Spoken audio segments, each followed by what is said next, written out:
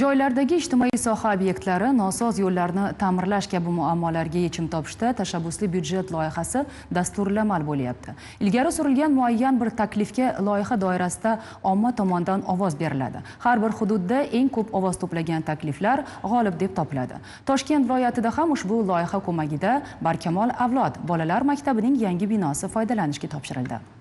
Durdona Abdurahmonova 4 yildan beri Nurafshon shahrida joylashgan Barkamol avlod bolalar maktabida tahsil oladi. Ovoz yozishga rosa qiziqaman. Asosan men multfilmlarga ovoz berishni yaxshi ko'raman. Eski binoyimizda bunaqa sharoitlar bo'lmagani uchun boshqa joydagi studiyaga borib dublyaj qilardik. Bugun Durdona singari dublyaj san'atiga qiziqadigan yoshlar uchun mazkur maskanning yangi binosida ovoz yozish uchun barcha sharoitlar yaratilgan. Mana bugun yangi ochildi bu dublyaj xonamiz. Yaxshi bo'ldi. Maktabdan yugurib chiqib shaqa kirib dublyaj qilamiz.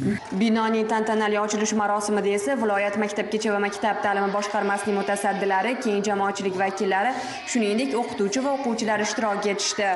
Tashabbusli byudjet loyihasida 1 milliard 300 million so'mga yangi binomiz bilan barpo etilib, eski binomiz ta'mirlandi.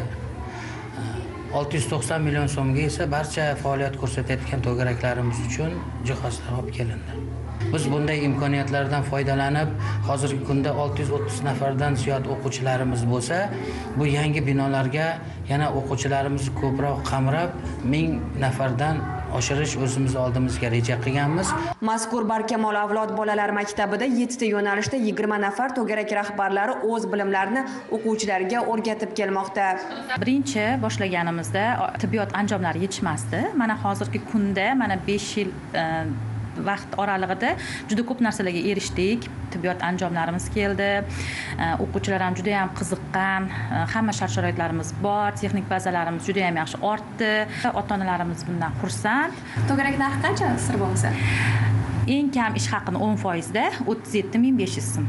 Xulosa o'rnida aytadigan bo'lsak, bugun ta'lim tizimida yoshlarimiz uchun barcha sharoitlar yaratib berilmoqda.